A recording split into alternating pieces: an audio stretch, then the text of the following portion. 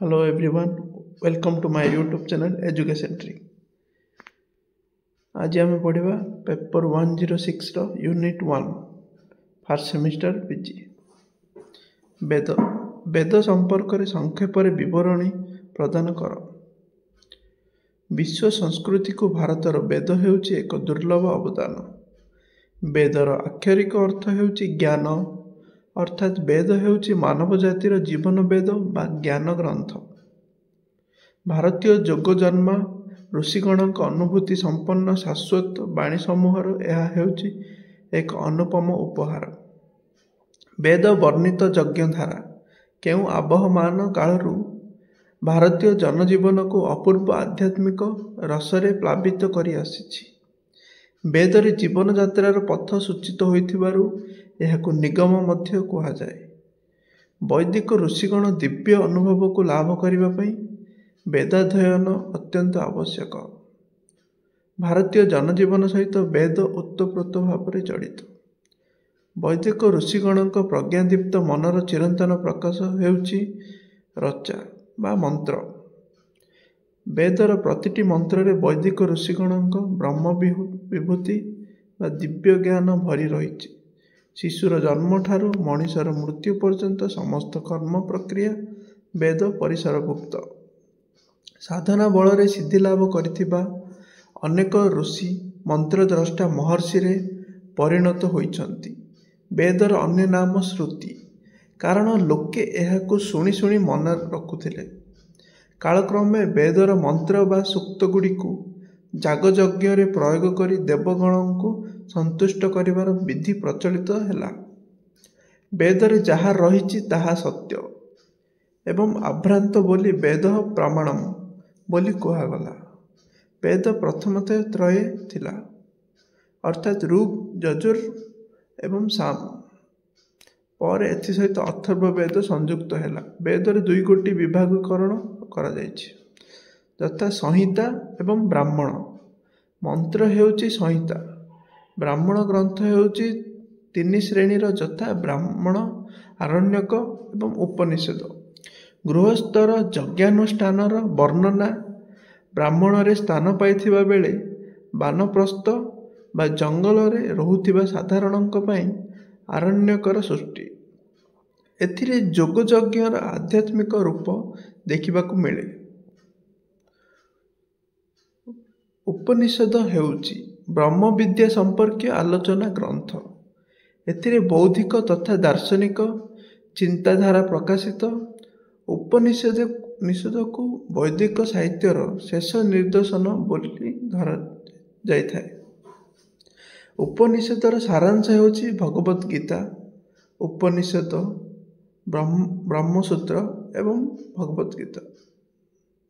ए तीन सम्मिश्रण को प्रस्थान त्रयी कहा जाए। वेदर विराट पुरुषर वर्णना एहार एक अलौकिक दर्शन। वेदर प्रतिटी मंत्र रे महाशक्ति रही, जहा जगतर कल्याण पई अभिप्रेत। महान ऋषिगण सेमानंकर दिव्य चेतना को मंत्र रूपे देइथिबारु वेद हेउछि अपौरुषेय। ऋग्वेद सृष्टि विज्ञान उपरे आधारित होइथिबा बेले यजुर्वेद हेउछि कर्ममय। सामवेद उपासना उपरे निर्भर करथिबा बेले अथर्ववेद हेउछि एक चमत्कार जीवन उपलब्धि। समग्र वेद हेउछि ज्ञानमय बा यज्ञमय। वेद मंत्रर शुद्ध उच्चारण मन और हृदय को पवित्र करिथाए। वेद आमको शिखाइछि आमे सभी प्रकृतिर संतान। पृथ्वी आमर माता और आकाशर सूर्यदेव आमर पिता स्वरूप। एणु प्रकृतिर सुरक्षा आमर धर्म। सनातन आर्य संस्कृतिर प्राणपिंड। विश्व साहित्यर सर्वप्राचीन बाणमय परिप्रकाश हेउछि वेद। विषय दृष्टि वेदरे कर्मकांड और ज्ञानकांड रही। कर्मकांड मध्य रही संहिता, ब्राह्मण और आरण्यक। ज्ञानकांड रे अंतर्गत हेउछि उपनिषद। व्यासदेव संहिता को चारि भागरे विभक्त करिथिबारु तांको देवव्यास कहा जाए। मनु मध्य संहिता को चारि भागरे विभक्त करिसंति, यथा ऋक् संहिता, यजुर संहिता, साम संहिता एवं अथर्व संहिता। तेबे ऋग्वेद संहिता हेउछि सर्वप्राचीन। ଭୌଗୋଳିକ ଓ ସାଂସ୍କୃତିକ ଆଧାରରେ ଦେଖିଲେ ଋଗ୍ବେଦ ପ୍ରଥମେ ସୃଷ୍ଟି ହୋଇଛି। ଋଗ୍ବେଦ ହେଉଛି ବୈଦିକ ସାହିତ୍ୟର ମୂଳ ଗ୍ରନ୍ଥ। ଋଗ୍ବେଦ ସଂହିତାକୁ ଦୁଇ ଶ୍ରେଣୀରେ ବିଭକ୍ତ କରାଯାଏ, ଯଥା ଅଷ୍ଟାକ ଅଧ୍ୟାୟ ସୂକ୍ତ, 2 ମଣ୍ଡଳ ଅନୁବାକ ସୂକ୍ତ। ଋଗ୍ବେଦକୁ 8 ଭାଗରେ ବିଭକ୍ତ ହୋଇଥିବାରୁ ଏହାକୁ ଅଷ୍ଟକ କୁହାଯାଏ।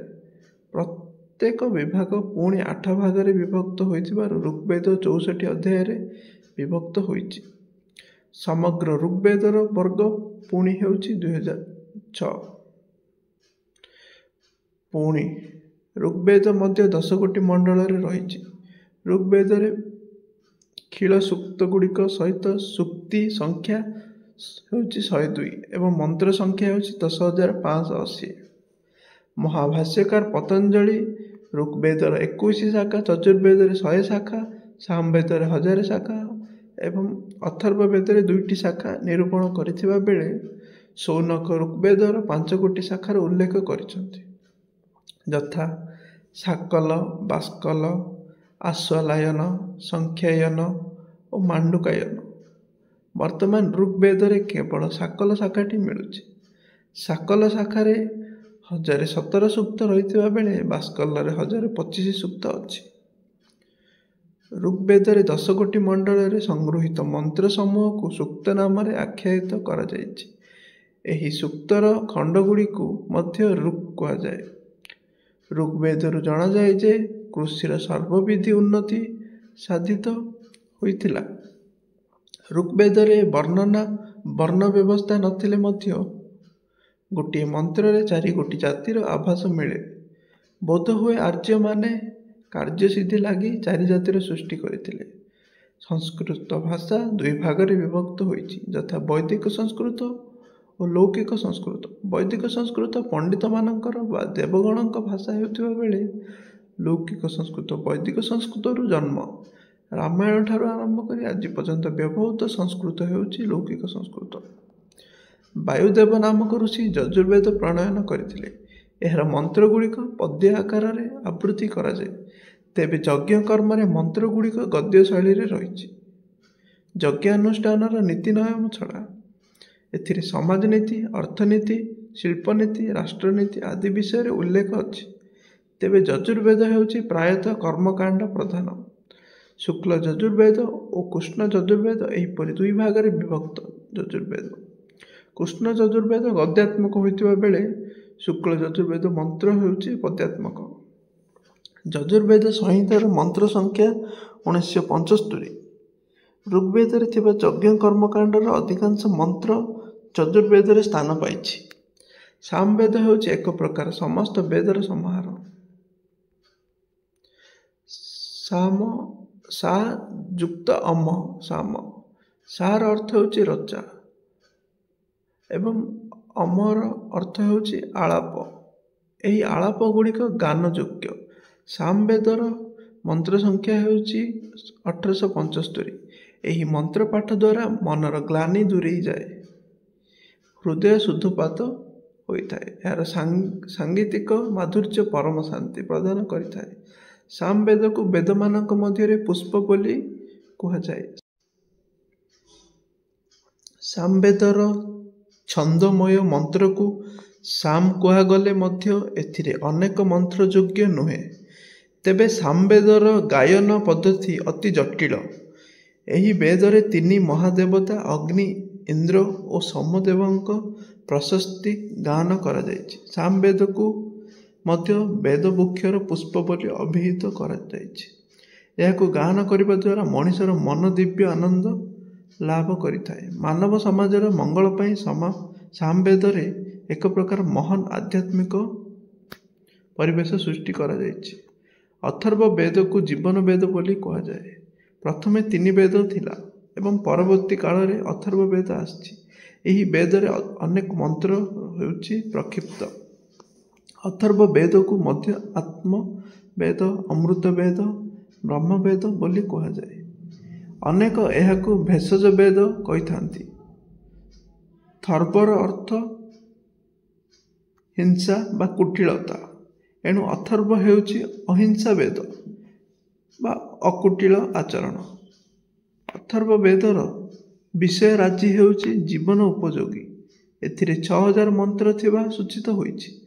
ତେବେ ବର୍ତ୍ତମାନ ଏଥିରେ 5977 ଋଚା ମିଳୁଛି। ଏହି ବେଦରେ ମଧ୍ୟ ଅନେକ ଶାଖା ଓ ସଂହିତା ରହିଛି।